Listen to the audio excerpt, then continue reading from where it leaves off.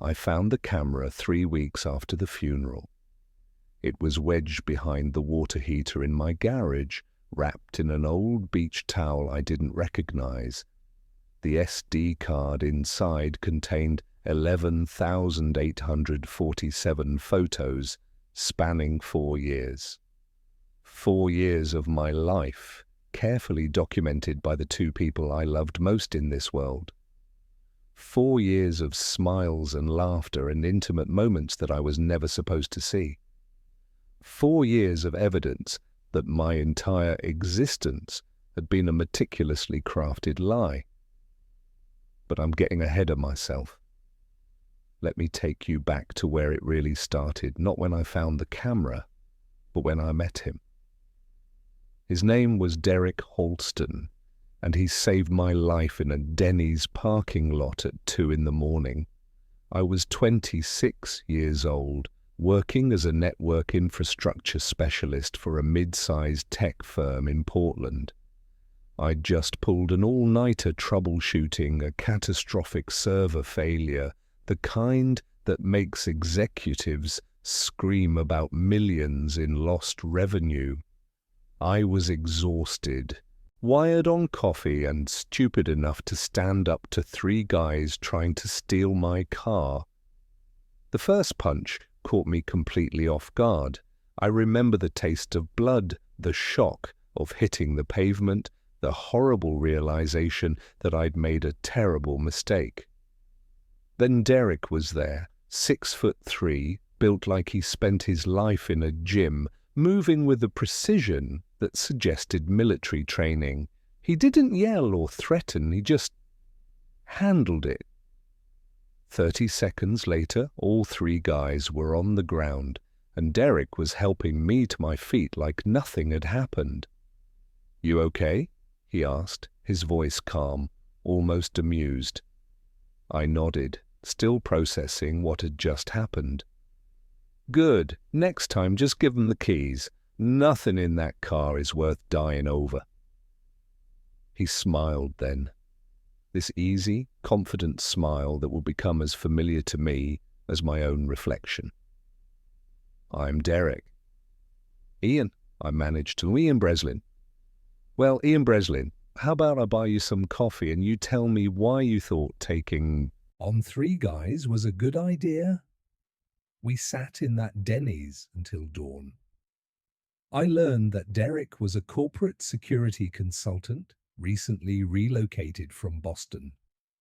He'd done 8 years in the Marines, including 2 tours overseas that he didn't like to talk about. He was funny, genuinely interested in everything I had to say about network architecture and cybersecurity, and had this way of making you feel like you were the most important person in the room. By the time the sun came up, I felt like I'd known him my entire life. That's how Derek worked. He had this gift for connection, for making you trust him completely. I thought it was just who he was, this naturally charismatic guy who genuinely cared about people. I didn't realize it was a skill he'd honed to a razor's edge, a tool he used with surgical precision. We became inseparable after that night. Derek didn't have a lot of friends in Portland yet, and honestly, neither did I. My job consumed most of my time and energy. I'd had a few relationships that fizzled out because I was always at the office or on call. My social life consisted of occasional drinks with co-workers who I didn't really know beyond their professional personas. Derek changed all that. He pulled me out of my shell, insisted we explore the city together, introduced me to rock climbing and Brazilian jiu-jitsu and craft breweries I'd never have found on my own. He was constantly pushing me to be better, stronger, more adventurous.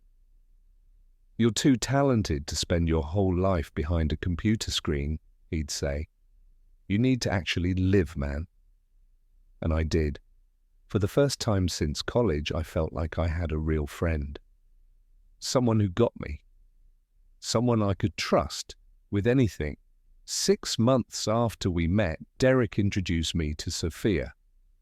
She was a graphic designer working for a boutique agency downtown. Derek had met her at a networking event and immediately thought we'd hit it off. He was right.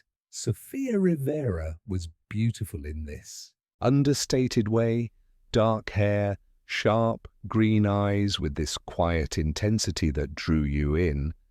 She was creative and passionate about her work, but there was also this vulnerability about her, this sense that she'd been hurt before and was cautious about letting people in.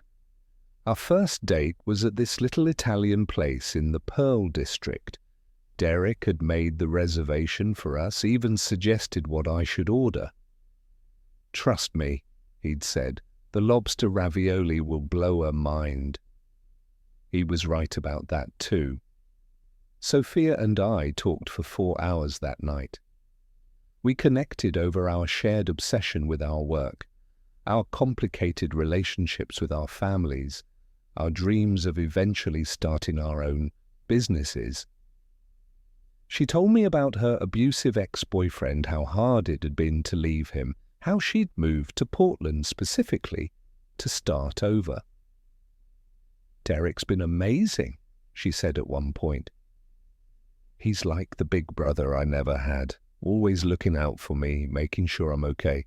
I loved that about Derek, how protective he was of the people he cared about. It made me trust him even more. Sophia and I started dating seriously after that. Derek was thrilled. He'd invite us both to dinner at his place, this beautifully renovated loft in the Alphabet District that he'd decorated with the kind of taste I didn't know single guys could have. We cooked together, the three of us, drinking wine and laughing until our sides hurt. Those were some of the happiest months of my life. I had a best friend who felt like a brother, and a girlfriend who I was falling in love with. My career was taking off. I'd just been promoted to senior network architect, leading a team of 6 engineers on increasingly complex projects. Everything was finally coming together. Derek and Sophia got along perfectly. Sometimes I'd meet them for lunch and find them already deep in conversation, laughing about some inside joke. Derek would give her advice about dealing with difficult clients. Sophia would help Derek with the branding for his consulting business. They just clicked. I was glad. I wanted the 2 most important people in my life to be friends. I wanted us to be this tight unit, supporting each other, building our lives together. I never once questioned why Derek always seemed to know exactly what Sophia liked, why he remembered the tiny details about her preferences that even I sometimes forgot. I never wondered why she lit up when he walked into a room, or why they'd sometimes continue texting each other late into the night about work stuff, even after we'd all said goodnight. I trusted them both completely. That was my first mistake.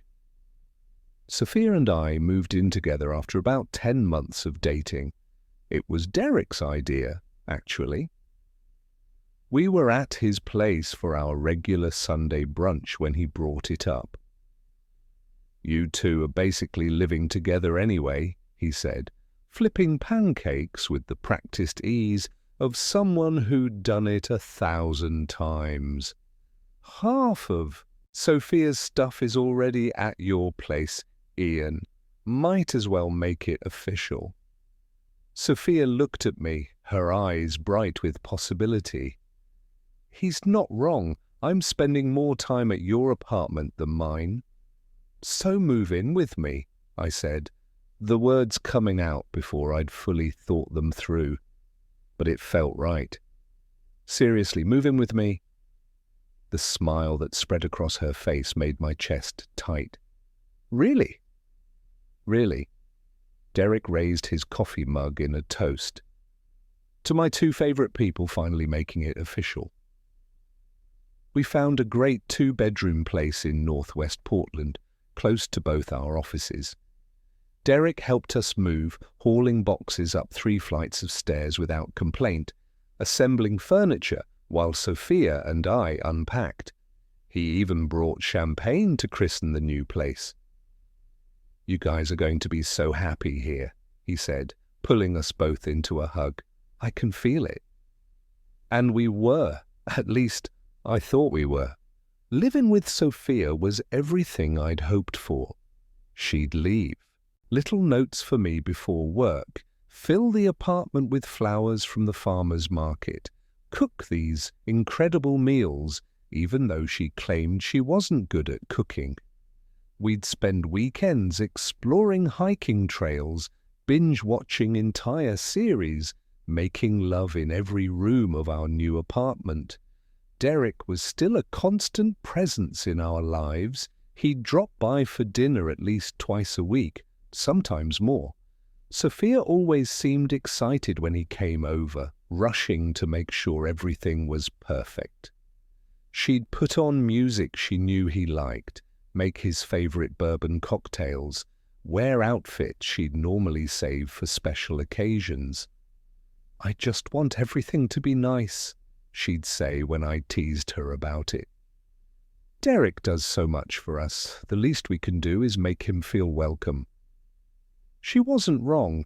Derek was incredibly generous. He'd bring expensive wine for dinner, tickets to concerts or Trailblazers games, gifts for no particular reason. When Sophia's car broke down, Derek paid for the repairs without being asked. When I was stressed about a major network migration project, he'd show up with Thai food and beer and let me vent for hours. "That's what brothers do," he'd say. "We take care of each other." I believed him. I believed everything he told me. Looking back now, I can see all the signs I missed. The way Sophia would check her phone constantly when we were together, then smile and say it was just work. The way Derek always seemed to know when she'd had a bad day, showing up with her favorite ice cream before I'd even heard about it. The inside jokes they developed, the shared references I wasn't part of. The time I came home early from a business trip and found Derek's car parked outside our building at 11 p.m.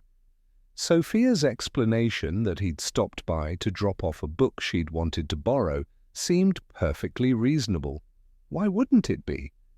The overnight work conference Sophia attended in Seattle, the same weekend Derek mentioned he had business meetings there. Pure coincidence, obviously. Portland and Seattle were connected cities, lots of professional overlap. The new lingerie I found in Sophia's drawer, tag still on, in a style she'd never worn for me. She said she'd been meaning to surprise me but was waiting for a special occasion. I believed her. Why wouldn't I? Every explanation made perfect sense. Every coincidence had a logical reason. I trusted them both so completely that the possibility of betrayal never even crossed my mind. Until the camera.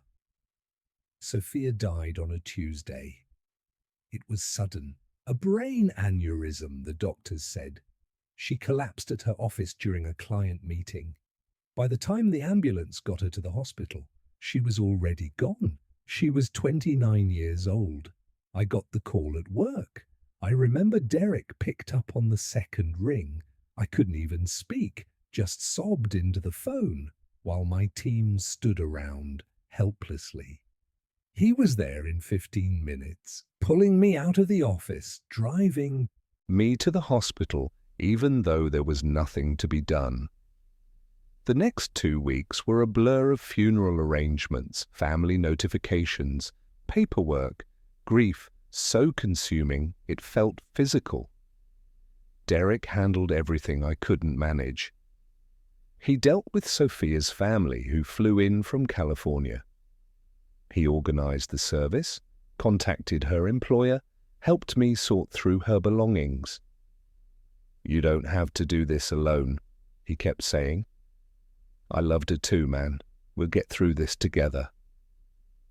He stayed at my apartment most nights, sleeping on the couch, making sure I ate, forcing me to shower and change clothes. I don't know what I would have done without him.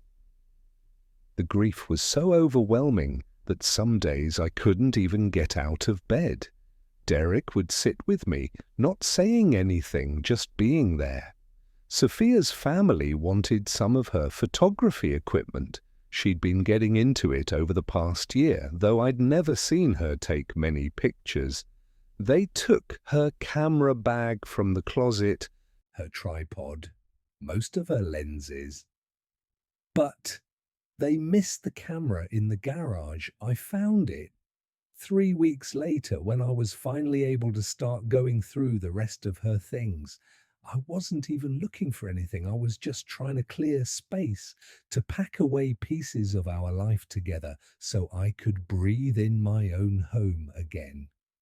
The camera was a professional-grade Canon, expensive, not something she'd ever mentioned owning. When I turned it on, the battery was dead. I charged it overnight, not really thinking about it, just going through the motions of organizing her belongings. The next morning, I turned it on and started scrolling through the photos.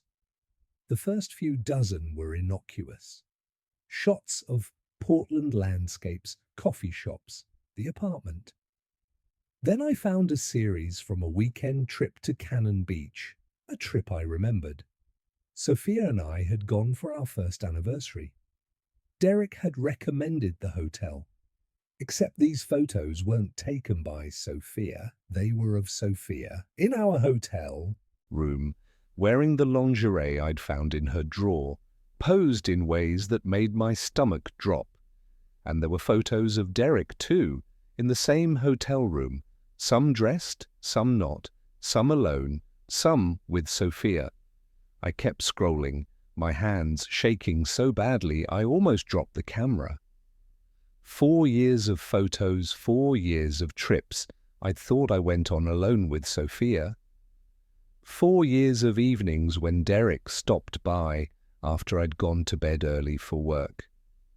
4 years of work conferences and girls' weekends and helping Derek move some furniture. There were photos of them in our bed, in Derek's loft, in hotel rooms across 3 different states. Intimate photos, sexual photos, but also photos of them just being together, cooking breakfast, watching movies, lying in bed talking, photos that looked exactly like the ones Sophia and I took together. Except in these photos, she was smiling in a way I'd never seen. Like she was completely, unreservedly happy. One photo in particular destroyed me. It was time-stamped from 8 months ago, during a weekend I'd spent at a cybersecurity conference in San Francisco. Derek and Sophia were in our kitchen, my kitchen, wearing matching bathrobes. She was sitting on the counter, her legs wrapped around his waist, her arms around his neck. They were laughing at something, foreheads pressed together, and the happiness on their faces was so genuine, so natural, that it was clear this wasn't just an affair. They loved each other, really loved each other, maybe more than Sophia had ever loved me. I went through every single photo, all 11,847 of them. It took me 16 hours. I didn't eat, I didn't sleep.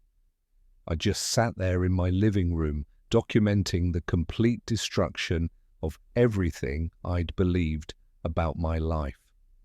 The photos started about 3 months after Derek introduced us. There was no gradual build-up in the images, no tentative first steps. The earliest photos showed them already comfortable together, already intimate in a way that suggested this wasn't new, which meant Derek had introduced me to Sophia, knowing he was already sleeping with her. Or maybe he'd started sleeping with her specifically because I was dating her. I found photos from the weekend. Sophia and I got engaged. I'd taken her to the coast, to this beautiful overlook I'd found. I'd planned everything perfectly, saved for months for the ring. She'd cried and said yes, and I'd felt like the luckiest man alive. There were photos from that same weekend of Derek and Sophia in a hotel room 30 miles away. He'd driven up separately, apparently. They'd spent the night together while I was sleeping alone in our bed and breakfast, probably dreaming about our future together. She'd texted him photos of her engagement ring. I found them in the camera's memory card. There was a series of shots showing her hand with the ring, then more of her and Derek in bed together, her engagement ring clearly visible as she touched his face, his chest. I couldn't finish looking at those. There were videos too. I only watched a few seconds of one before I had to stop.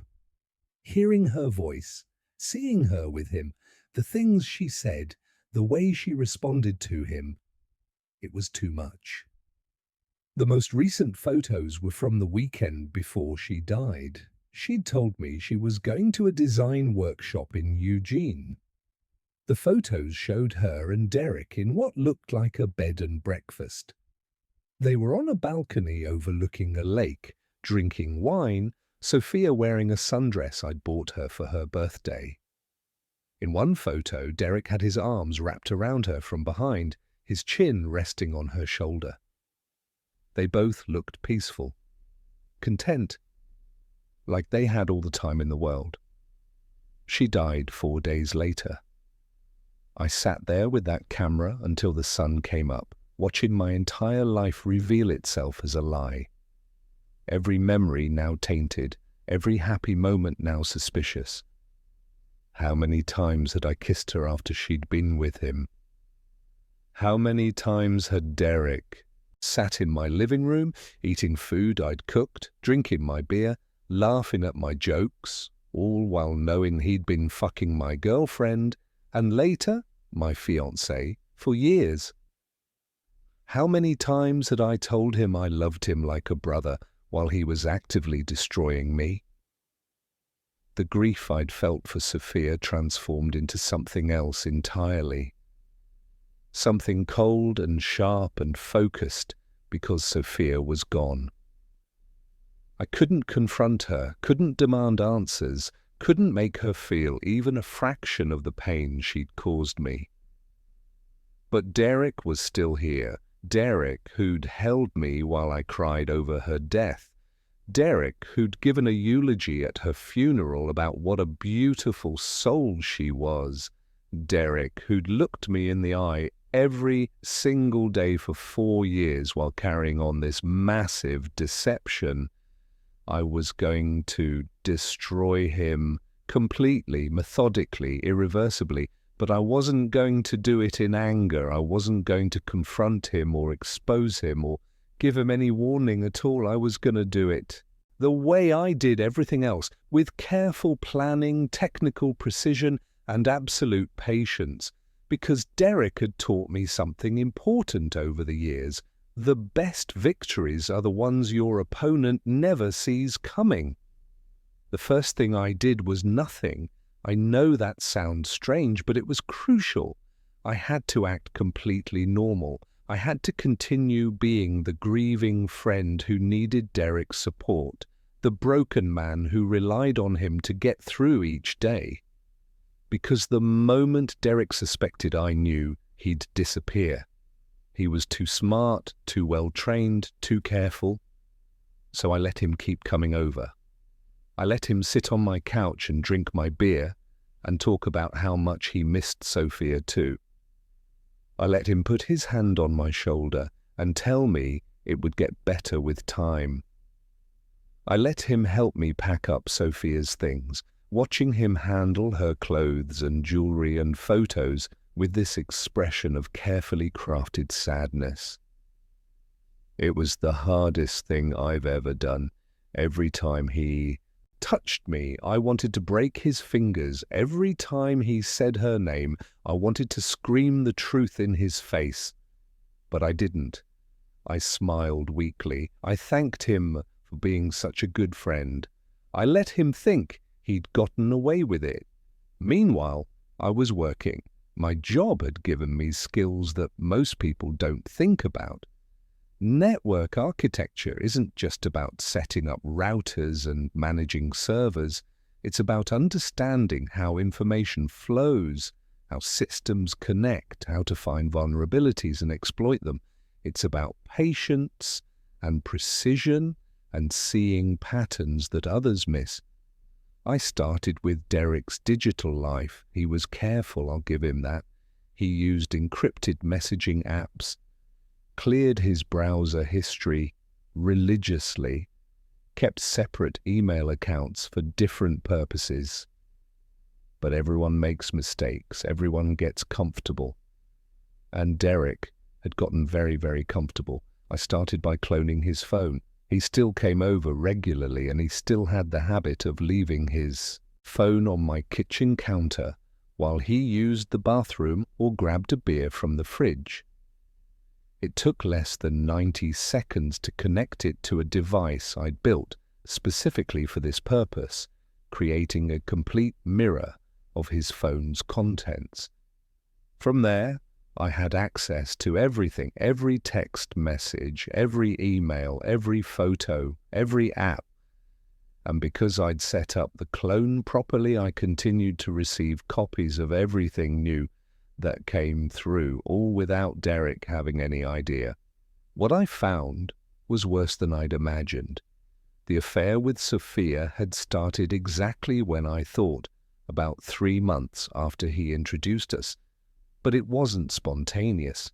Derek had planned it. I found emails between him and a friend from his Marine days, dated from about a month after Derek and I met, where Derek described his long-term project in Portland. Found the perfect mark, he'd written. Smart guy, good money, completely naive. I'm thinking the friend angle first. Build trust, then introduce a girl. He's lonely enough that he'll fall hard. Once they're serious, I move in. Should be able to milk this for a couple years at least before I need to relocate. This wasn't a moment of weakness. This wasn't falling in love with his best friend's girlfriend. This was a con, a calculated long-term con, and I was the mark. I found more emails, more messages, more pieces of the puzzle. Derek had done this before, multiple times. He'd move to a new city, find a lonely guy with a good job and no strong social network, befriend him, introduce a woman who was either in on the con or who Derek would seduce separately, and then bleed the mark dry financially while enjoying the thrill of the deception. In Boston, it had been a software developer named Paul Hendricks. Derek had gotten close to him, started dating Paul's girlfriend behind his back, convinced Paul to invest in a security consulting startup that never existed. By the time Paul figured it out, Derek had vanished with $85,000 and Paul's girlfriend. Before that, in Austin, it had been a real estate investor named Kevin Tran. Same pattern, different details. That time, Derek had walked away with $120,000 and Kevin's fiancée. I wasn't special. I was just the latest mark in a pattern Derek had perfected over years. But he'd made a mistake with me. He'd assumed I was just another lonely guy he could manipulate and discard.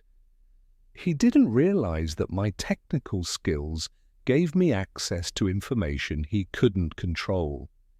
And he definitely didn't realize that grief and betrayal could transform someone into something much more dangerous than the naive friend he'd first met. I spent 3 months gathering information. I created detailed dossiers on Derek's previous victims. I traced his financial accounts, discovering a web of offshore holdings and shell corporations that he used to hide money.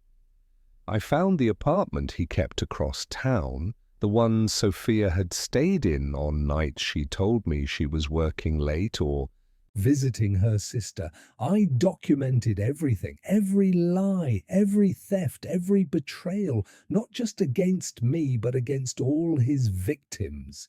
And then I started building my plan. Derek's entire life was built on his reputation. As a corporate security consultant, his clients hired him because they trusted him. They gave him access to sensitive systems, confidential information, executive calendars, building security protocols. He commanded fees of $300 to $500 per hour because he was supposedly this ex-Marine with impeccable integrity and elite-level expertise. That was going to be his downfall. I started with small things, subtle things, the kind of things that would seem like coincidences or bad luck at first. Derek had a client, a mid-sized pharmaceutical company, where he was consulting on their data center security. I'd learned from his emails that he'd promised them a comprehensive vulnerability assessment. What he actually did was recycle a report from a previous client, changing just the company name and a few details. He'd been doing this for years, charging premium rates for minimal actual work. I anonymously sent the pharmaceutical company both reports, along with a politely worded email suggesting they might want to verify the uniqueness of the analysis they'd paid for. 2 weeks later, Derek lost that contract. I heard about it when he came over to my place, frustrated and drinking more heavily than usual. Some asshole sent them a fake report, trying to make it look like I was plagiarizing, he complained. Corporate politics bullshit. The client doesn't know what they're talking about, but they're using it as an excuse to cut costs. I made sympathetic noises and poured him another drink. A month later, I targeted another client. This one was a tech startup where Derek had sold himself as an expert in network penetration testing. He'd promised to identify vulnerabilities in their system. What he'd actually done was run some basic, automated scans and present the results as sophisticated analysis. I created a detailed penetration test of their network myself, finding vulnerabilities that Derek had completely missed, including several critical ones that could have led to catastrophic data breaches. I sent it to the startup's CTO with the note, "You might want to reconsider your current security consultant's competence." Derek lost that contract too, then another, then another. Each time, the method was different. Sometimes I exposed shoddy work. Sometimes I revealed that he'd massively overcharged for services. Sometimes I simply provided better analysis for free, making it obvious that Derek wasn't the expert he claimed to be. His reputation started to crack. In the tight-knit security consulting world, word spread.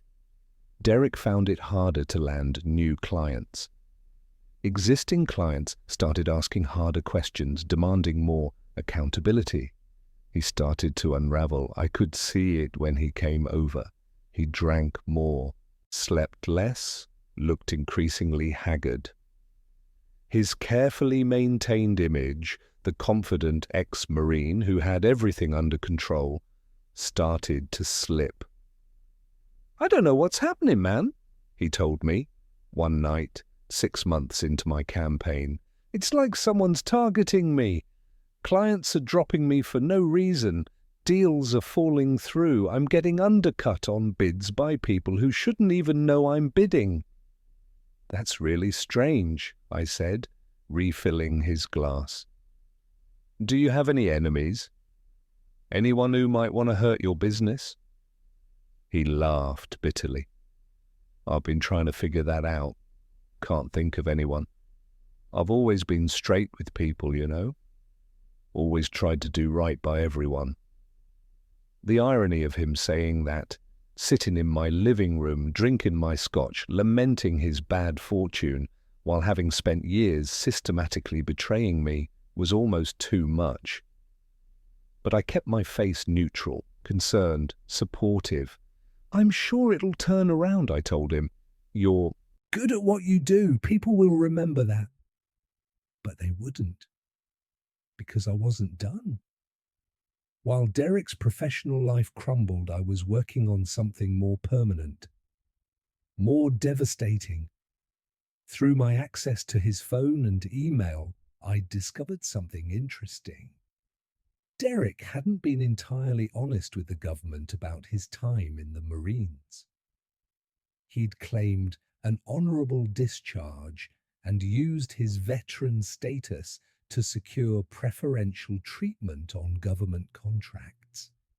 Several of his clients specifically hired him because he was a veteran-owned business, but Derek had actually been discharged under other than honorable conditions. I found the records buried in his encrypted files. He'd been caught running a theft ring on base, stealing and selling military equipment. The Marines had given him the option of a quiet other than honorable discharge or facing court-martial. He'd taken the discharge and then spent the next decade pretending it had never happened. Every government contract he'd won was based on false pretenses. Every veteran preference he'd claimed was fraudulent. I documented everything meticulously. DD 214 forms, discharge papers, criminal investigation reports, statements from fellow Marines who'd reported him. Then I packaged it all together with a detailed timeline showing exactly which contracts Derek had fraudulently obtained.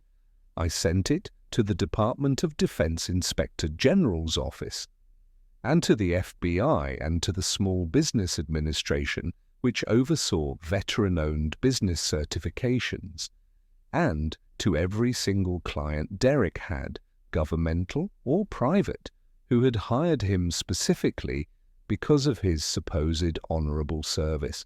The response was immediate and catastrophic. Federal investigators showed up at Derek's loft. His business accounts were frozen pending investigation. Every current contract was immediately suspended. Previous clients started demanding refunds, threatening lawsuits, filing complaints with professional organizations. Derek called me in a panic. I'd never heard him like that, voice shaking, words tumbling over each other. Ian, I need help. The fucking feds are investigating me. They're saying I lied about my discharge status. It's all a misunderstanding, but they froze my accounts. They're talking to all my clients. I'm ruined, man. I'm completely ruined. What? Derek, I don't understand. What's happening? Someone sent them records, documents, stuff from years ago. It's all being taken out of context. They're making it sound like I'm some kind of criminal. Are the records real? I asked carefully. Silence on the other end. Then? It's complicated. There was an incident, yeah, but it wasn't how they're making it sound. I can explain it, but I need a lawyer first. And I can't access my money, and fuck. Ian, I don't know what to do. Come over, I told him. We'll figure it out together.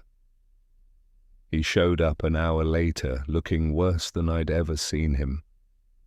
Unshaven, clothes wrinkled, eyes red. This wasn't the confident Derek who'd saved me in a parking lot.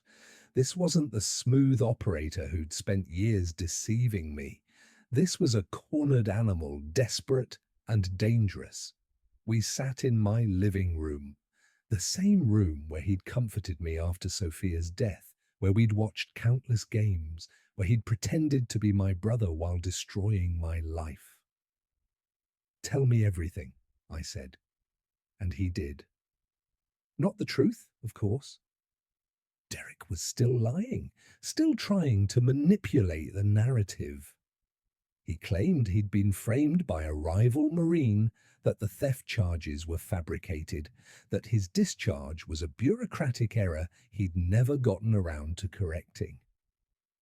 He painted himself as the victim, the good guy caught up in a system designed to crush him. I listened.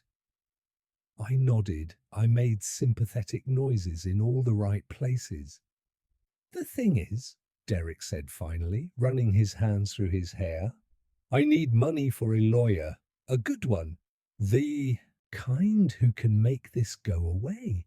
But with my accounts frozen, I'm fucked. I was wondering, I know this is a lot to ask, but could you help me out? Just a loan, short term. Once this gets cleared up, I'll pay you back double." Of course it came down to this. Even now, even desperate, Derek was still trying to run his con. How much had he planned to take from me eventually? How long had he intended to bleed me before disappearing? "How much do you need?" I asked. Relief flooded his face. 50,000 would get me started with a decent attorney. I know it's a lot. "I'll do it," I said. His eyes widened. "Really? Ian, I can't tell you what this means. You're saving my life here. As soon as this blows over—" "Don't worry about it," I said. "That's what brothers do, right? We take care of each other." I saw something flicker across his face then. Guilt? Shame?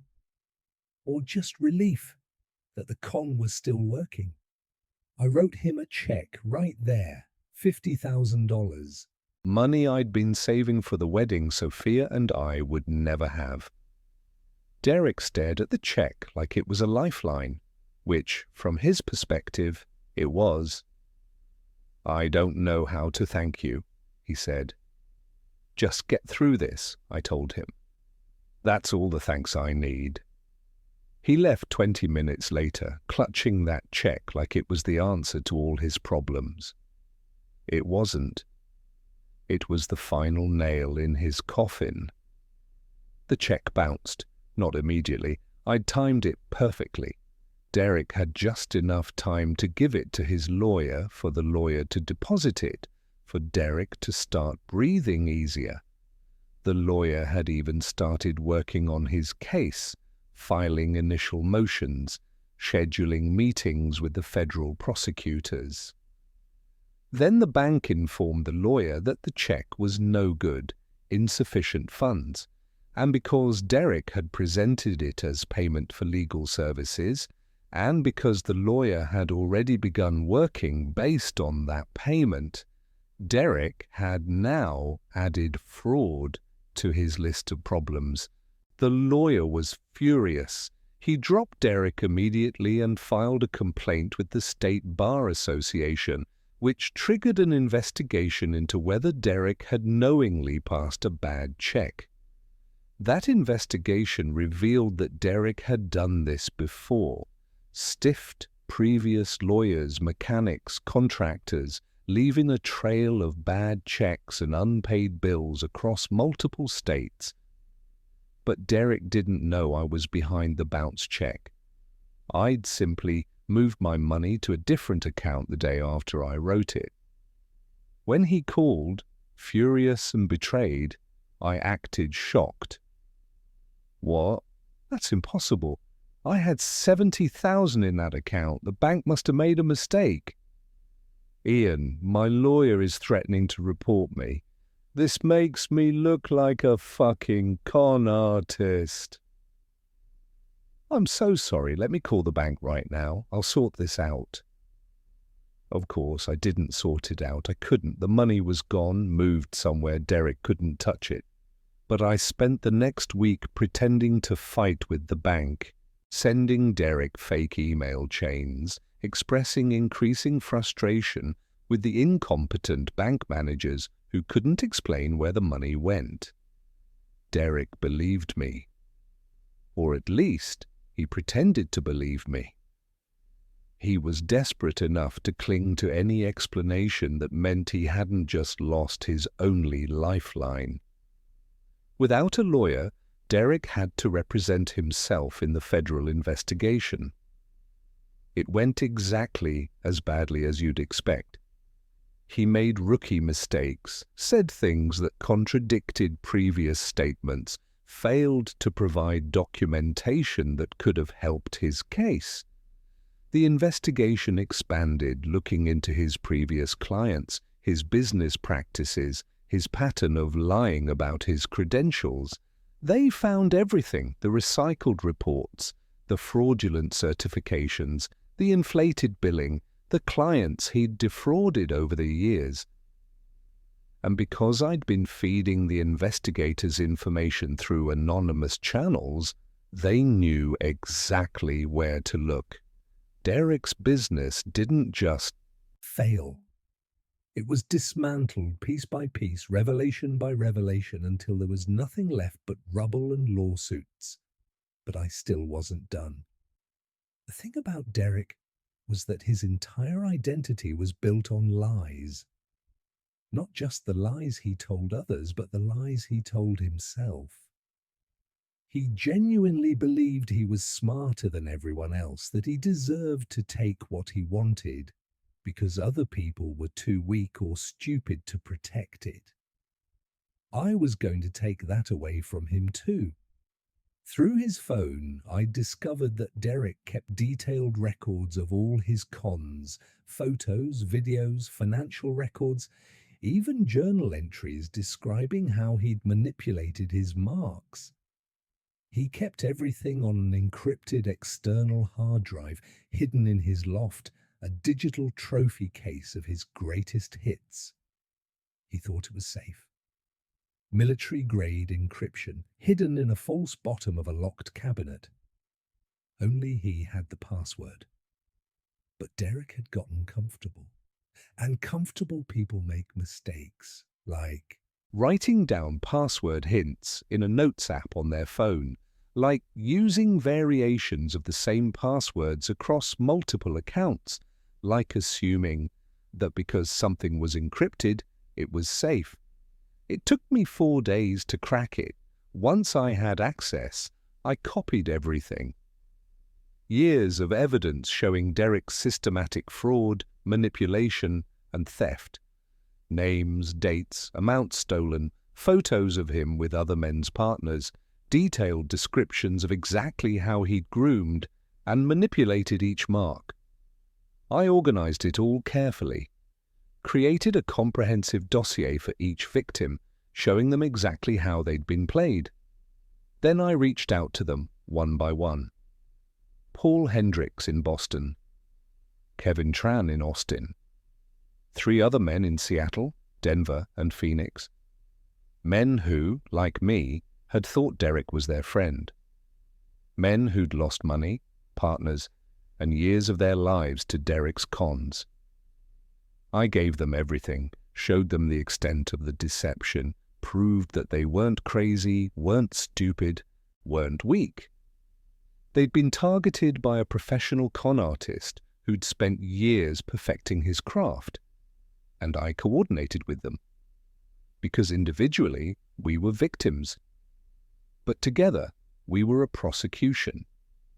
Every one of Derek's previous marks filed criminal complaints, grand theft, fraud, extortion, in multiple states, spanning multiple years. The FBI already had an open investigation into Derek's fraudulent veteran claims.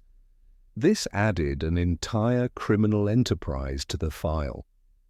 The federal prosecutor handling Derek's case called it one of the most comprehensive fraud investigations he'd seen. Derek hadn't just lied to clients, he'd systematically defrauded dozens of people over more than a decade, stealing hundreds of thousands of dollars, destroying relationships, leaving emotional and financial wreckage in his wake. Derek called me from jail after his arrest. I almost didn't take the call, but curiosity won out. Ian. His voice was hollow, defeated. Ian, please. I need your help. They're saying I'm facing 20 years. 20 fucking years. The prosecutor says I ran a criminal enterprise, that I'm a serial con artist. It's insane. You know me. You know I'm not that person. Do I? I asked quietly. What? Do I know you, Derek? Because I thought I did. I thought you were my best friend, but I'm starting to wonder if I ever knew you at all. Silence. Then, what are you talking about? The FBI showed me some things, I lied. Evidence they've collected, photos, records, statements from other people you've done this to. Did you really think I wouldn't find out eventually? More silence. I could hear him breathing, could imagine him trying to calculate, trying to figure out how much I knew, whether he could still salvage this. Ian, listen to me. No, you listen to me. For 4 years, you sat in my home, ate my food, drank my beer, let me call you brother. And the whole time, I was just another Mark, just another lonely idiot you could manipulate and rob, right? It wasn't like that. Was Sophia part of the con from the beginning? Or did you seduce her after you introduced us? I heard his breath catch. How did you... Was she? I demanded. Ian, please let me explain. Answer the fucking question, Derek. Did you introduce me to a woman you were already sleeping with, or did you start sleeping with her after she was my girlfriend? A long, terrible pause. Then, she was supposed to be just another part of the job. But we fell in love. We didn't mean for it to happen. There it was. The confirmation, the admission. Even now, even caught, he was trying to frame it as a love story, something romantic and unavoidable rather than the calculated betrayal it actually was. How much were you planning to take from me? I asked. Before you disappeared. How much? It wasn't about the money. How much, Derek? I don't know. I hadn't decided. Ian, you have to understand. I hope it was worth it, I said. I hope every dollar you stole, every lie you told, every moment you spent destroying my life was fucking worth it. Because you're going to have a lot of time to think about it in prison. Wait. I hung up. He called back 17 times. I didn't answer. Eventually, the calls stopped. Derek's trial was a spectacle. The prosecution had overwhelming evidence, testimony from 6 different victims, financial records showing systematic fraud across multiple states. His public defender tried to argue that Derek had mental health issues, that he was a troubled veteran who'd made mistakes but didn't deserve the harsh sentence the prosecution was seeking. The jury didn't buy it. Neither did the judge. Derek was convicted on 19 federal charges: wire fraud, mail fraud, identity theft, making false statements to the government, fraudulent use of veteran status. The state charges, grand theft, fraud, passing bad checks, would come after. The judge sentenced him to 22 years in federal prison with restitution ordered to all of his victims. 22 years. He'd be 61 when he got out, with no career, no reputation, no skills that would translate to legitimate work. I didn't attend the sentencing. I didn't need to. I'd already won. But I did watch the news coverage, saw Derek being led out of the courthouse in an orange jumpsuit, hands cuffed, head down, saw the reporters shouting questions about his victims, saw his face No longer confident, no longer in control, just broken and defeated. The man who'd saved me in a parking lot, the man I'd called my best friend, the man who'd systematically destroyed my life while I thanked him for it. Gone. I wish I could say that revenge felt satisfying, that watching Derek get sentenced gave me closure or peace, or any of the things people say you're supposed to feel when you finally get justice. It didn't. I felt empty, because destroying Derek didn't bring Sophia back. It didn't erase the 4 years I'd spent living a lie. It didn't give me back the future I'd planned, the wedding we'd been preparing for, the life we'd supposedly been building together. I was 31 years old. I'd spent the last 5 years of my life being systematically deceived by the two people I trusted most. And now they were both gone, Sophia dead, Derek in prison, and I was alone with the knowledge that everything I'd believed about those years was false.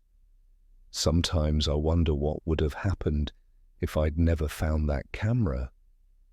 If I'd just gone on believing that Sophia had loved me, that Derek was my loyal friend, that my life had been real even if it wasn't. Would I have been happier? Would ignorance have been better than this bitter knowledge? But then I remember all the photos, all the lies, all the careful manipulation. And I know that I couldn't have lived with not knowing. The truth, however painful, was better than continuing to be a fool. I sold the apartment. Too many memories, too many ghosts. I took a new job in San Diego, put 3,000 miles between me and Portland, started over in a city where no one knew my history. I'm more careful now, more guarded. When people try to get close, I find myself analyzing their motives, looking for signs of manipulation, wondering what they want from me. It's lonely, but it's safe. Sometimes I still look through those photos on the camera. I don't know why. Maybe because they're the only proof I have that what happened was real, that I wasn't crazy or paranoid, that I had legitimate reasons to do what I did. There's one photo I keep coming back to. It's from that last weekend before Sophia died. She and Derek are on the balcony of that bed and breakfast, sun setting behind them, both of them smiling at the camera. They look happy, genuinely, completely happy. I wonder if she knew she was going to die 4 days later. I wonder if Derek thinks about her in prison, if he regrets anything beyond getting caught. I wonder if either of them ever felt guilty about what they were doing to me, or if I was just a convenient source of money and shelter while they played house. I'll never know. Sophia took her answers to the grave, and Derek won't be eligible for parole for at least 18 years. By then I'll be almost 50. He'll be nearly 60. Both of us will have spent the best years of our lives dealing with the fallout of his choices. The difference is I chose my path. I chose to investigate. I chose to expose him. I chose my revenge. Derek never gave me that courtesy. He just took what he wanted and assumed I'd never be smart enough to figure it out. That was his mistake. His final, fatal mistake. I got a letter from Derek last month. I don't know how he got my new address, but somehow he did. Prison must give him a lot of time to think, to plan, to try to manipulate people from behind bars. The letter was 12 pages long, single-spaced, handwritten. He spent the first 8 pages explaining his life story. Rough childhood, abusive father, years of trauma in the Marines. He painted himself as a victim of circumstances, someone who'd made bad choices but had a good heart underneath. He talked about Sophia, about how they'd really fallen in love, how it had started as part of the con but became real, how they'd planned to tell me eventually but never found the right time. He said he was sorry, that he understood now what he'd done was wrong, that he'd found God in prison and was working on becoming a better person, that he hoped one day I could forgive him. The last 4 pages were different. They were accusations, claims that I'd set him up, that I'd planted evidence, that I'd manipulated the federal investigation. He said he knew I'd been behind his business failing, behind the exposure of his military records, behind everything. He said I'd orchestrated a revenge plot that was just as calculating and cruel as anything he'd ever done. He said we were the same, he and I. 2 men who'd hurt each other, 2 men who'd destroyed each other's lives. He said I should look in the mirror and ask myself what kind of person spends months methodically destroying another human being, no matter what that person had done. He said I was a monster, just like him. I read that letter 3 times. Then I burned it. But his words stayed with me, because maybe he wasn't entirely wrong. Maybe the person I became during those months of revenge, cold, calculating, patient, merciless, wasn't so different from the con artist who'd betrayed me. Maybe I did cross lines I can never uncross. Maybe I did become someone I wouldn't have recognized 5 years ago. The old Ian Breslin, the lonely network architect who got saved by a stranger in a parking lot, wouldn't have been capable of what I did. He was too trusting, too willing to see the best in people, too naive to imagine that someone could spend years systematically deceiving him. That Ian is dead. He died the same day I found that camera. Or maybe he'd been dying slowly over 4 years, eroded bit by lies he never suspected, until there was nothing left but a shell going through the motions of a life that wasn't real.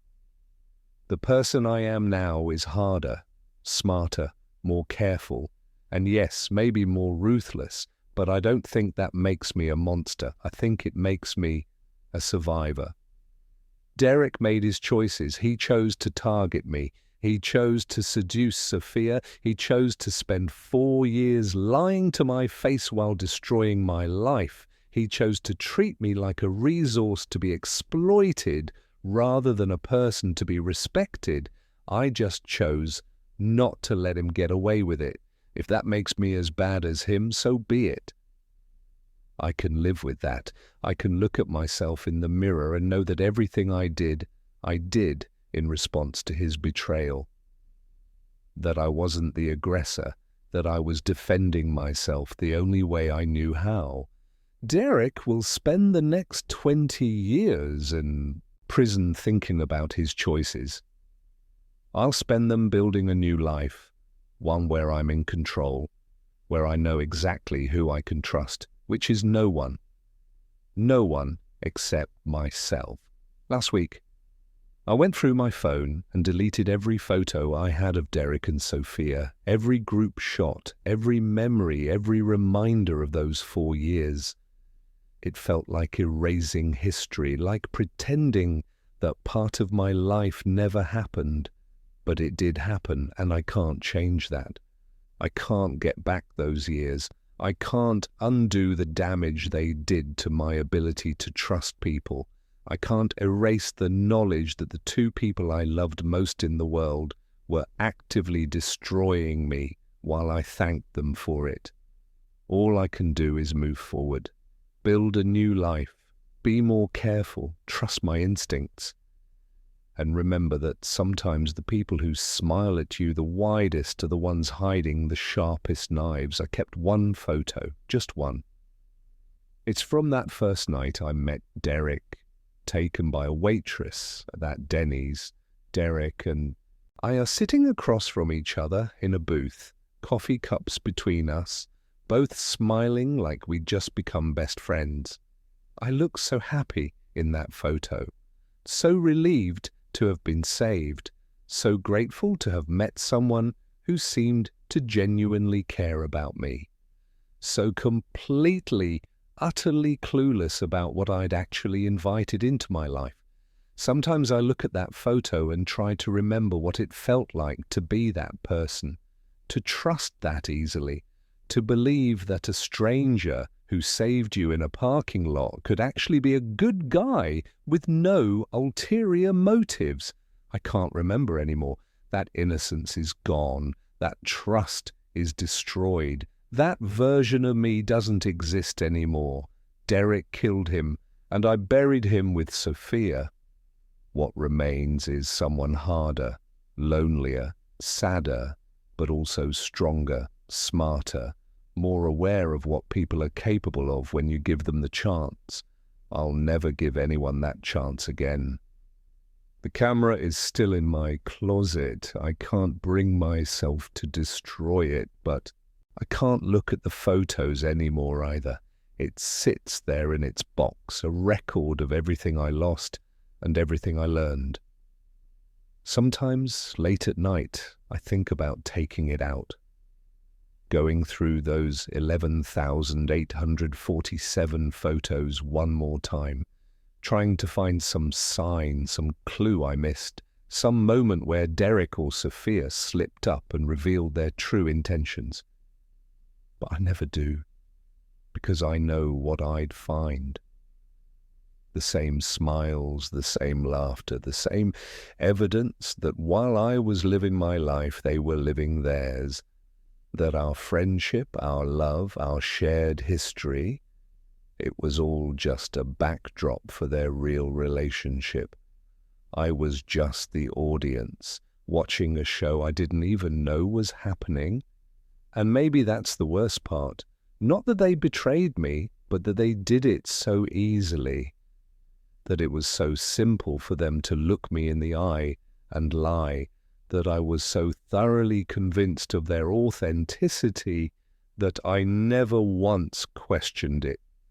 Derek was right about one thing. I am different from who I was. That naive, trusting version of me could never have done what I did, could never have spent months systematically destroying someone's life, no matter how much they deserved it.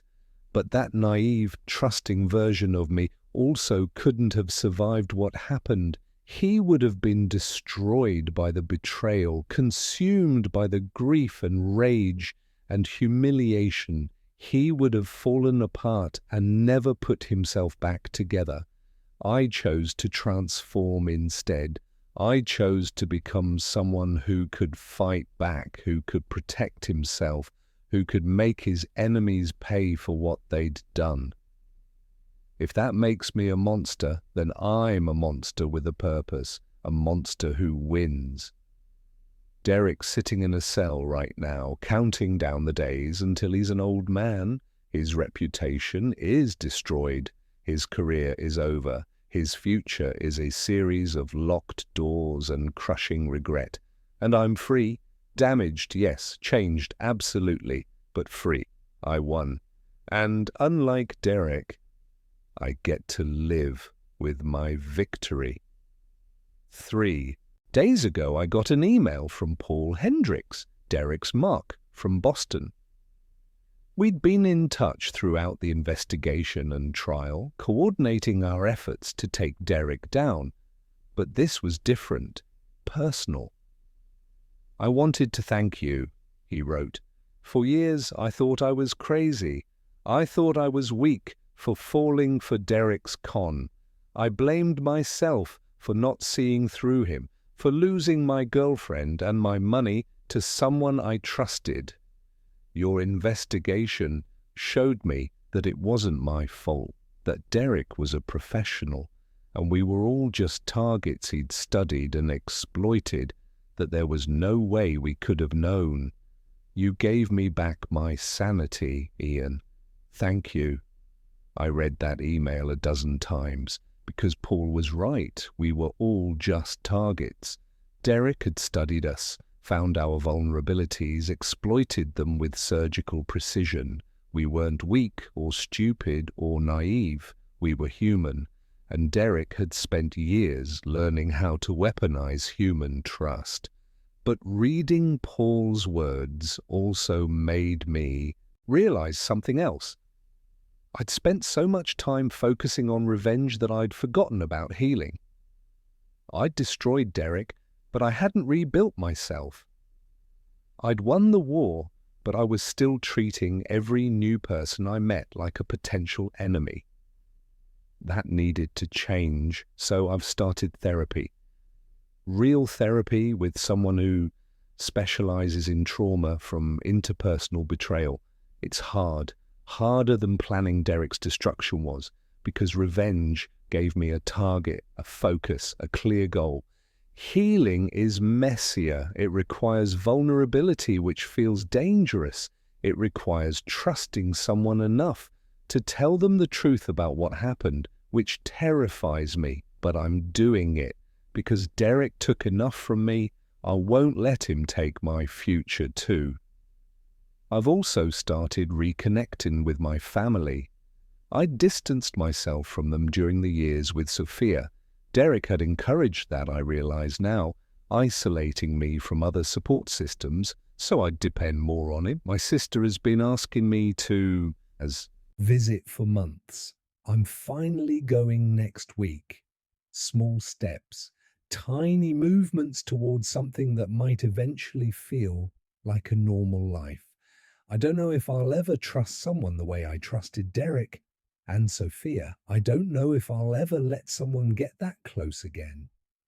But I'm starting to accept that maybe that's okay. Maybe being more careful isn't the same as being closed off. Maybe protecting myself doesn't mean cutting myself off from everyone. Maybe I can find a balance between the naive person I was and the hardened person I became.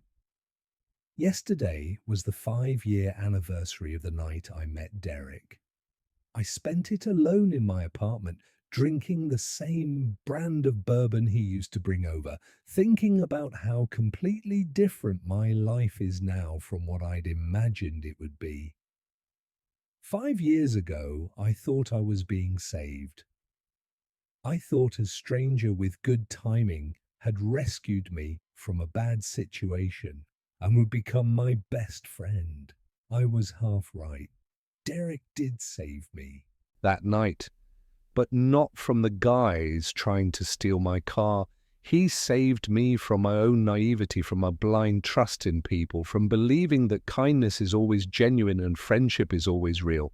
He taught me that people are capable of sustained, calculated cruelty, that betrayal can be a long-term project, that the ones who smile brightest sometimes have the darkest intentions. He taught me that I'm capable of cruelty too, that when pushed far enough, I can be just as calculating, just as patient, just as ruthless. He taught me that revenge is possible if you're smart enough and angry enough and willing to spend months planning someone's destruction. But most importantly, he taught me that winning doesn't feel the way you think it will, that destroying your enemy doesn't heal your wounds, that justice and closure are two very different things. I got justice. Derek is in prison and he'll stay there for a long time. His victims got validation, restitution, proof that they weren't crazy or weak. The system worked more or less, but closure? Peace? The feeling that I can move on and forget what happened? I don't have that. I don't know if I ever will. Because Derek and Sophia didn't just betray me. They rewrote my history. Every memory I have from those 4 years is now suspect. Every moment of happiness is tainted by the knowledge of what was happening behind my back. Every time I trusted them, I was being a fool. I can't get those years back. I can't undo the damage to my ability to trust. I can't erase the person I became in the pursuit of revenge. All I can do is live with it, carry it, let it shape me without defining me. And maybe that's enough. Maybe that has to be enough. I still have that camera in my closet. I probably always will. Not as a shrine to my pain or a trophy of my victory, but as a reminder that things aren't always what they seem, that people lie, that trust is a gift that should be earned, not freely. Given that I survived something that should have destroyed me, that I'm stronger than Derek ever expected me to be, that I won.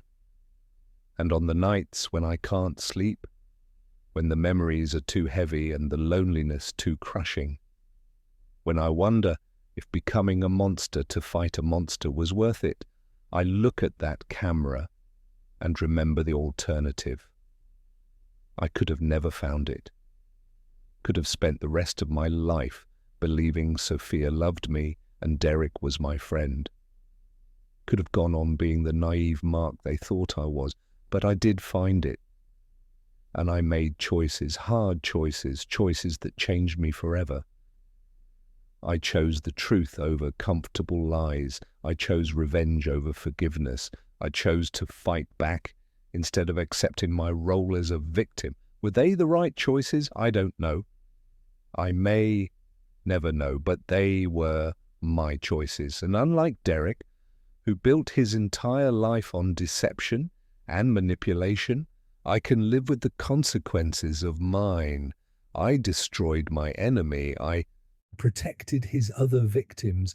I took back control of my life.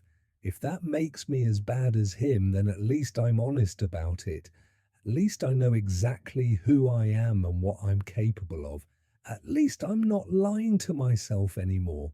And in the end, maybe that's the real victory.